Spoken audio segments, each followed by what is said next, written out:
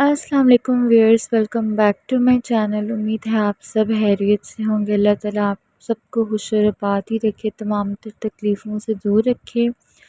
Video देखने से पहले चैनल को सब्सक्राइब लाजमी कर दीजिए करें, इससे मुझे मोटिवेशन मिलती है कि मैं मज़ीद इन्फॉर्मेटिव वीडियोस आप लोग के साथ शेयर करूं। तो जी, कौन सा प्रोडक्ट आज स्क्रीन पर शो हो रहा है उसका नेम है हाइड्रोजोल क्रीम।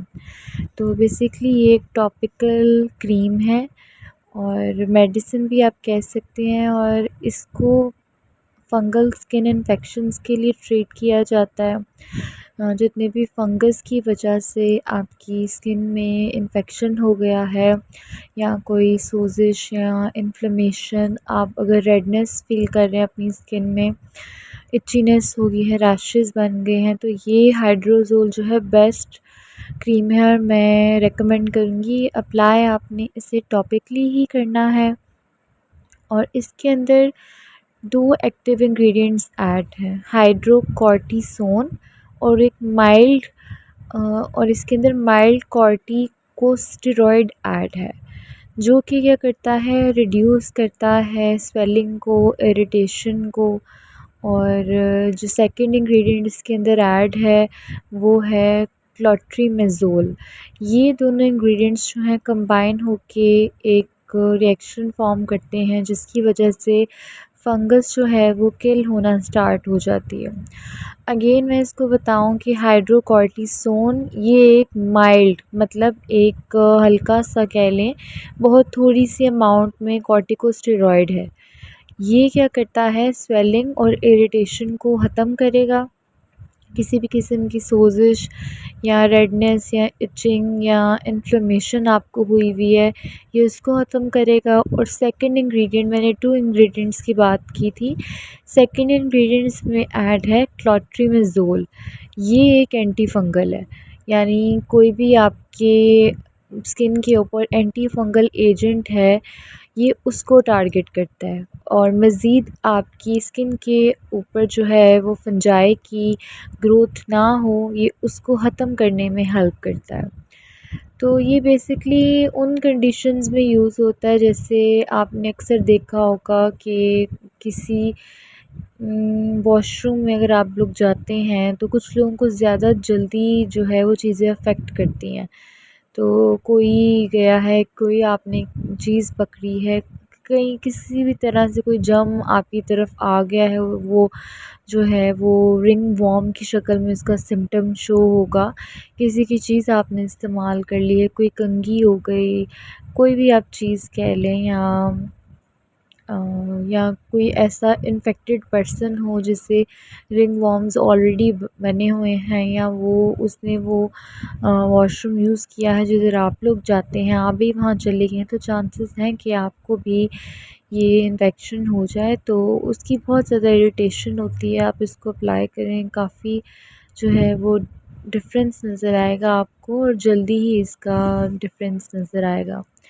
और अगर आपको कोई किसी भी किस्म की इचनेस है, या और एथलीट्स जो हैं उनके जो फुट होते हैं वो अक्सर आप देख लें वो क्रैक हो जाते हैं, ड्राई हो जाते हैं, या किसी भी किस्म की इचीनेस और कैंडिडियासिस कह लें आप, वो जो है इन सब को ट्रीट करती है। हाइड्रोजोल क्रीम बेसिकली इन सब चीज़ों को ट्रीट करती है।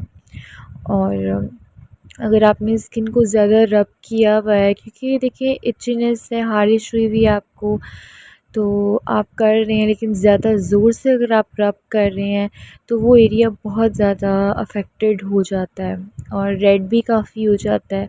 अगर ऑलरेडी रिंग वॉर्म बने हुए हैं, मैं तो यही सजेस्ट करूँगी कि उस आपने हाथ नहीं लगाना, बिल्कुल भी हाथ नहीं लगाना।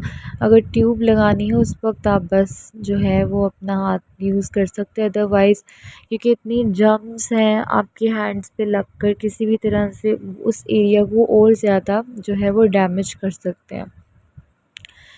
तो ये अब थिन लेयर ही आपने इसकी अप्लाई करनी है।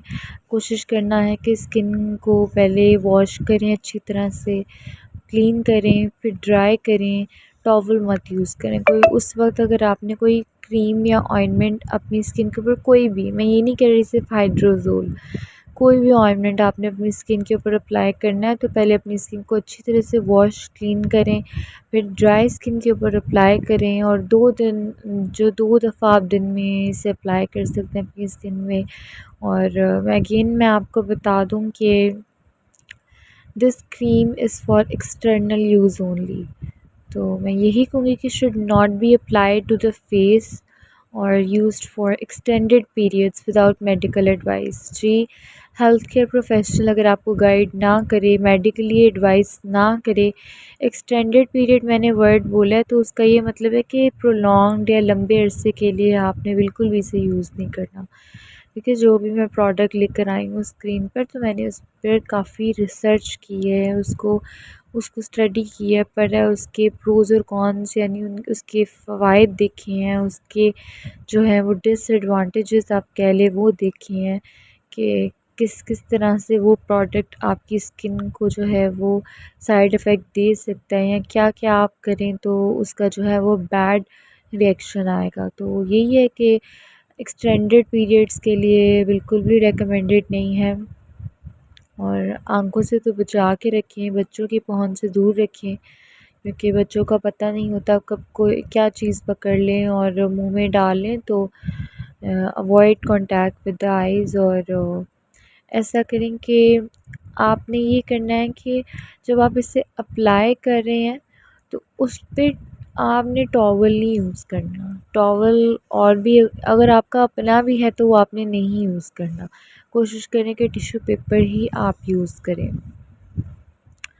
तो हाइड्रोज़ोल जो है ये मैं ये रेकमेंड करूँ किसी कूल प्लेस पे आप स्टोर करें, वहाँ पर रखें और बच्चों की पहुँच से आपने दूर रखना है इसको। तो ये एक टॉपिकल क्रीम थी, मैंने आपको इसके प्रोज़ और कॉन्स भी बताए हैं सारे। तो फिर भी हेल्थ केयर प्रोफेशनल से ज़रूर आप मशवरा लें और मैं यही रेकमेंड करूँगी कि do not use it for extended period. और एक टॉपिकल मेडिकेशन है, टॉपिकल का मतलब है सिर्फ स्किन के ऊपर वाली सरफेस, ठीक है।